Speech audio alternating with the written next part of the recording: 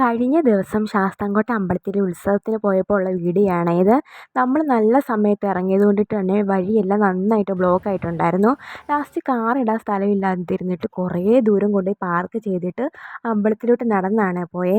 നമ്മൾ അവിടെ എത്തിയപ്പോഴത്തേക്കും പകുതിയോളം ഘോഷയാത്രകളെല്ലാം അമ്പലത്തിൻ്റെ ഗ്രൗണ്ടിനകത്തോട്ട് കയറിയിട്ടുണ്ടായിരുന്നു.